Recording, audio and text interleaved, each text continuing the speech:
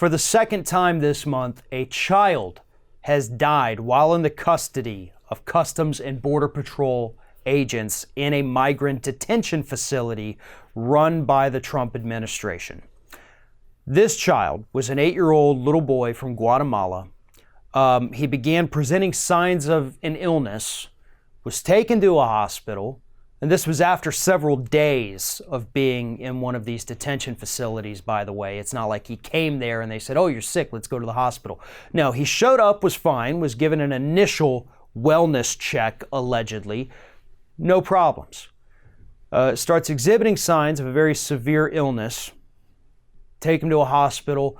They say, oh, you've got a cold.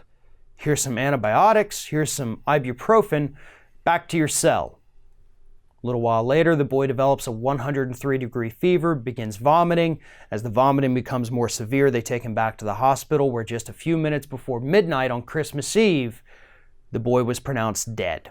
8 years old, from Guatemala. His body is already on the way back to the country. They've shipped it out. They don't even want to deal with it.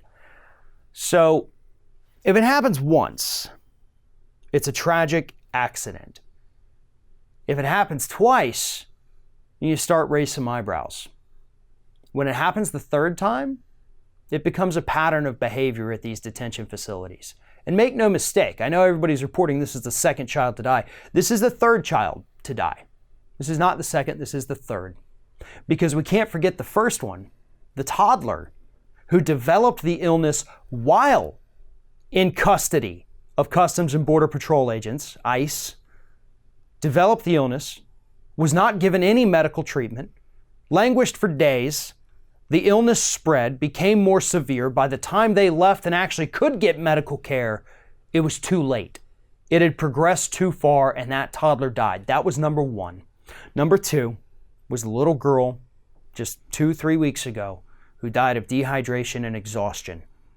Those are very, very treatable, by the way. And now this little boy, dead on Christmas Eve because they couldn't provide him with adequate care. This is a pattern of behavior.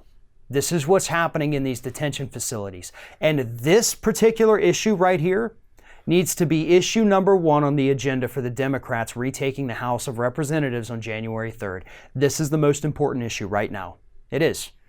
I don't want to see subpoenas for Donald Trump. I don't want to see subpoenas for Ivanka or Jared or Don Jr. or any of them. I want to see subpoenas for Kirstjen Nielsen. I want to see subpoenas for everybody working these migrant detention facilities. I want all of them brought before Congress. I want them grilled extensively. I want accountability, and I want people put in jail. Starting with Kirstjen Nielsen. This is on her. I want Jeff Sessions brought back, and I want him to answer these questions. Because let's not forget, he was a big part of this as well. He was the one who helped launch this along with Kirstjen Nielsen from Homeland Security. Everything else can wait a couple weeks when the Democrats take over. We're okay on that.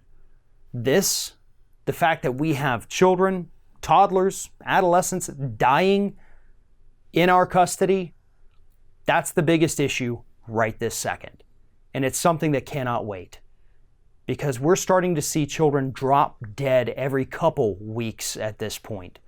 We need answers. We need to know what's going on. People have to be held accountable, and then those people need to be locked away so that they can't hurt anyone else. Every other issue can wait a couple weeks. Not super long, but it can wait a couple weeks while we get this sorted out and shut down these migrant detention facilities. This is the most important issue that Congress needs to address starting on January 3rd.